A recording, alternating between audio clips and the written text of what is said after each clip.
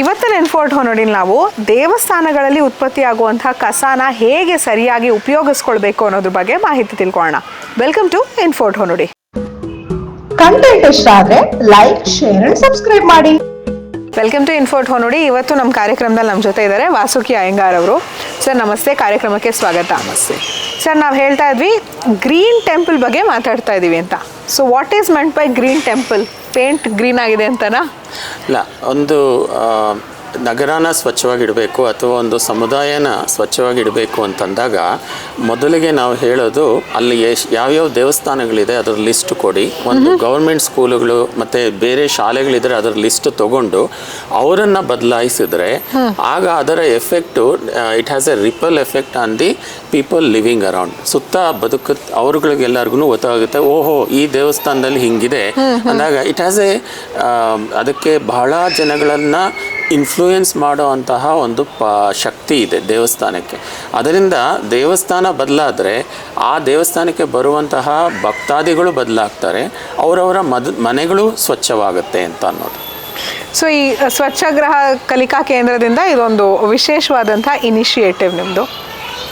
ಇದು actually HSR citizen forum ಅಂತ ಒಂದು ಸೆಟ್ ಆಫ್ ಸಿಟಿಸನ್ಸು, ಅಂದರೆ ನಾಗರಿಕರು ತಮ್ಮ ವಾರ್ಡನ್ನು ಸ್ವಚ್ಛವಾಗಿ ಇಟ್ಕೋಬೇಕು ಅಂತ ಅನ್ನೋದಕ್ಕೋಸ್ಕರ ಎಲ್ಲರೂ ಜೊತೆಗೂಡಿ ಕೆಲಸ ಮಾಡ್ತಿದ್ದಾರೆ. HSR ಸಿಟಿಸನ್ ಫೋರಮ್ ಅವರು ಅವರ ಒಬ್ಬ MLA ಸರ್ನ ಮೀಟ್ ಮಾಡಿ ಅವರನ್ನು ನಿಮ್ಮ ಹುಟ್ಟಿದ ಹಬ್ಬದ ದಿವಸ ನೀವು ಎಲ್ಲರಿಗೂ ಊಟ ಕೊಡ್ತೀರಾ, ಇನ್ನು ಗಿಫ್ಟ್ ಕೊಡ್ತೀರಾ, ಸೀರೆಗಳು ಪಂಚೆಗಳು ಅಂತ ಅಂದ್ಬಿಟ್ಟು ಅದ್ರ ಜೊತೆಗೆ ಒಂದು 100 ಮನೆಯಲ್ಲೇ ಗೊಬ್ಬರ ಮಾಡುವಂತಹ ಬಿನ್ಸನ್ನು ಕೊಡಿ, ಜೊತೆಗೆ 10 ದೇವಸ್ಥಾನಗಳಿಗೆ 10 ಮೆಶ್ ಕಂಪೋಸ್ಟರ್ಸನ್ನು ಕೊಡಿ ಅಂತ ಕೇಳಿದಾಗ ಶುರುವಾದಂತಹ ಇನಿಷಿಯೇಟಿವ್ ಇದು ಸ್ವಚ್ಛಾಗ್ರಹ ಕಲಿಕಾ ಕೇಂದ್ರ ಮತ್ತು HSR ಸಿಟಿಸನ್ ಫೋರಮ್ ಕಡೆಯಿಂದ.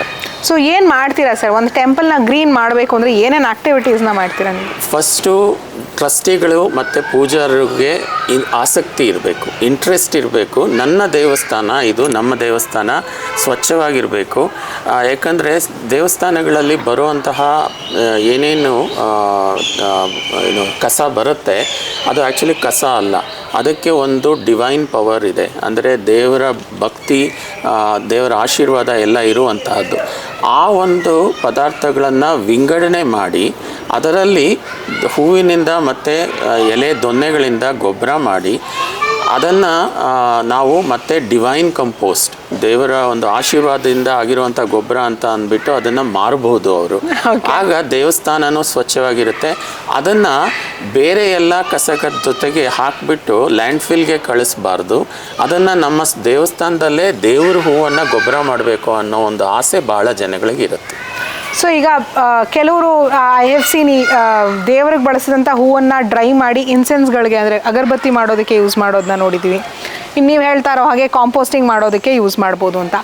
ಈ ದೇವಸ್ಥಾನಗಳಲ್ಲಿ ಜಾಗ ವಿಶಾಲವಾಗಿತ್ತು ಅಂದರೆ ಹೌದು, this is an option to adapt. But in case ದೇವಸ್ಥಾನನೇ ಚಿಕ್ಕದಾಗಿರುತ್ತೆ, ಸೊ ಅಂಥ ಜಾಗಗಳಲ್ಲಿ ಕಾಂಪೋಸ್ಟಿಂಗ್ ಕೂಡ ಆಯ್ಕೆ ಮಾಡ್ಕೋಬೇಕು ಅಂದರೆ ಏನು ಮಾಡ್ಬೋದು?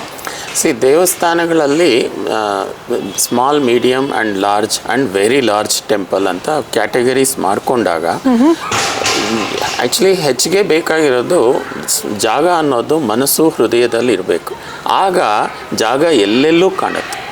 ಅದು ಮೊದಲಿಗೆ ಅದೇ ಇಲ್ಲ ಅಂತಂದವಾಗ ನೀವು ಎಷ್ಟೇ ವಿಶಾಲವಾದ ದೇವಸ್ಥಾನ ಆಗಲಿ, ಎಷ್ಟೇ ವಿಶಾಲವಾದ ಮನೆ ಆಗಲಿ, ಅಲ್ಲಿ ಕೂಡ ಜಾಗ ಕಾಣಿಸಲ್ಲ.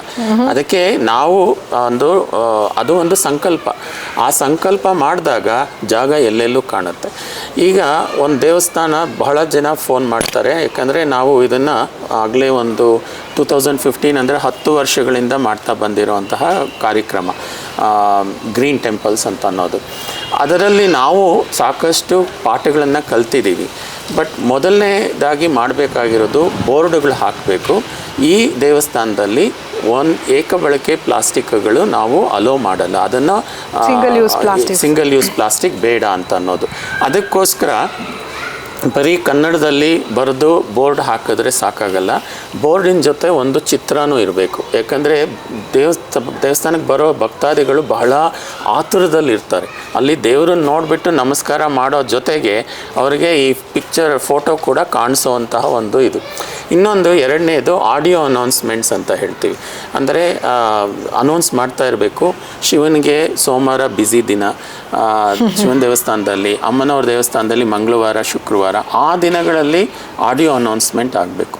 ಮೂರನೇ ವಿಷಯ, ನಮ್ಮ ದೇವಸ್ಥಾನಗಳಲ್ಲಿ ಇರುವಂಥ ಸೆಕ್ಯೂರಿಟಿ ಮತ್ತು ವಾಲಂಟಿಯರ್ಸನ್ನು ಆ ದೇವಸ್ಥಾನದ ದ್ವಾರದಲ್ಲಿ ನಿಲ್ಲಿಸಿ ಒಳಗೆ ಬರ್ತಾ ಇರೋ ಭಕ್ತಾದಿಗಳಿಗೆ ನಾವು ಅರಿವು ಮೂಡಿಸಬೇಕು. ನೋಡಿ, ನಿಜವಾದ ಭಕ್ತಿ ಇರೋದು ಈ ಒಂದು ಪ್ಲಾಸ್ಟಿಕ್ಕನ್ನು ಉಪಯೋಗಿಸಿ ಇಲ್ಲಿ ಭೂಮಿ ಮೇಲೆ ಬಿಟ್ಟರೆ 800-900 ವರ್ಷ ಬೇಕಾಗುತ್ತೆ. ಅದೆಲ್ಲ ಒಳ್ಳೆ ಪೂಜೆ. ಭೂಮಿ ತಾಯಿ, ಪಂಚಭೂತಗಳಲ್ಲಿ ಭೂಮಿ ತಾಯಿ ಒಬ್ಬ ಮುಖ್ಯವಾದಂತಹ ಪಂಚಭೂತ. ಆ ತಾಯಿ ಚೆನ್ನಾಗಿದ್ದರೆ ನಾವೆಲ್ಲರೂ ಚೆನ್ನಾಗಿರ್ತೀವಿ. ಅದು ಒಳ್ಳೆ ಪೂಜೆ ಅಂತ ಹೇಳೋದು. ಈ ಸ್ಕ್ರೀನಿಂಗ್ ಅಂತ ಹೇಳ್ತೀವಿ, ಒಳಗಡೆ ಬರ್ತಾ ಇರುವ ಭಕ್ತಾದಿಗಳಿಗೆ ನಾವು ಅರಿವು ಮೂಡಿಸೋದು. ನಾಲ್ಕನೇ ವಿಷಯ, 2 ಕಲರ್ ಬಿನ್ನುಗಳಿರಬೇಕು, ಒಂದು ಹಸಿರು ಒಂದು ನೀಲಿ. ಅದರ ಮೇಲೆ ಕೂಡ ಪಿಕ್ಚರ್ಸು ವಿವರಣೆ ಇರಬೇಕು. ಈ ತರಹದ ಒಂದು ದೊನ್ನೆಗಳು ಮತ್ತು ಹೂವು ಮಾತ್ರ ಹಸಿರು ಬಿನ್ನಲ್ಲಿ ಹಾಕಿ, ಪ್ಲಾಸ್ಟಿಕ್ಕು ಮತ್ತು ಇದನ್ನು ನೀಲಿ ಬಣ್ಣದಲ್ಲಿ ಹಾಕಿ ಅಂತ ಅನ್ನೋದು.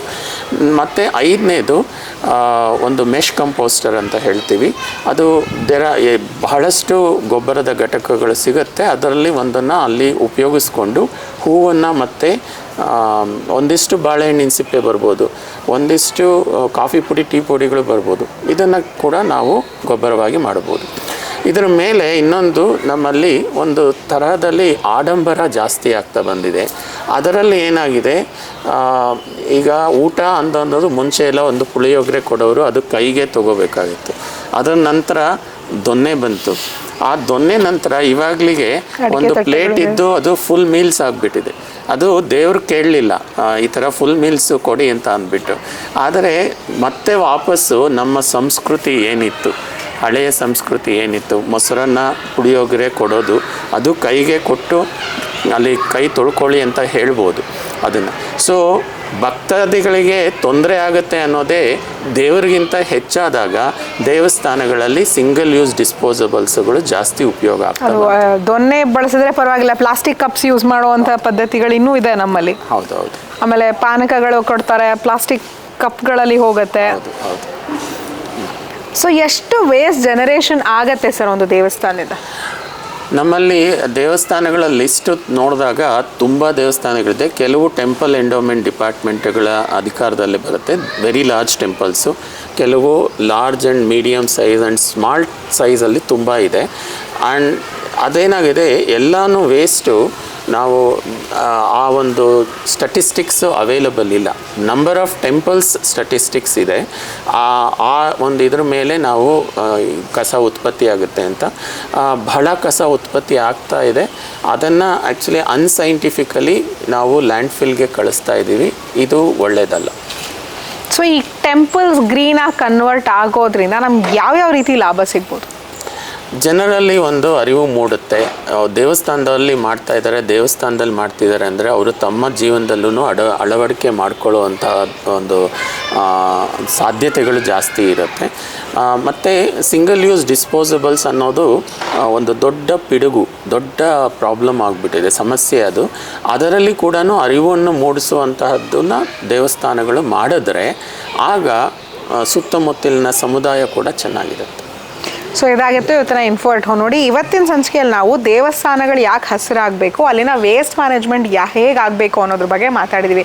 ಇನ್ನು ಮುಂದಿನ ಸಂಚಿಕೆಯಲ್ಲಿ ಕಮ್ಯುನಿಟಿ ಅಂತ ಬಂದಾಗ ಸಮಾಜದಲ್ಲಿ ನಮ್ಮ ಮನೆಯಿಂದ ಹಿಡಿದು ಬೇರೆ ಬೇರೆ ವ್ಯವಸ್ಥೆಗಳಲ್ಲಿ ಯಾವ ರೀತಿ ಕಸಾನ ವಿಂಗಡಣೆ ಮಾಡಬೇಕು, ಕಸಾನ ಹೇಗೆ ಕಾಂಪೋಸ್ಟ್ ಮಾಡಬೇಕು ಅಂತ ತಿಳ್ಕೊಳ್ಳೋಣ. So stay tune to info ನೋಡಿ. ಇದಾಗಿತ್ತು ಇವತ್ತಿನ ಇನ್ಫೋ ನೋಡಿ. ಇವತ್ತಿನ ಕಾರ್ಯಕ್ರಮ ನಿಮ್ಗೆ ಯಾವುದೇ ರೀತಿಲಿ ಮಾಹಿತಿ ಕೊಟ್ಟಿದ್ರೆ, ಯಾವುದೇ ರೀತಿಲಿ ಉಪಯೋಗ ಆಗಿದ್ರೆ ಅಲ್ಲಿಗೆ ನಮ್ಮ ಕೆಲಸ ಮುಗ್ದ ಹಾಗೆ.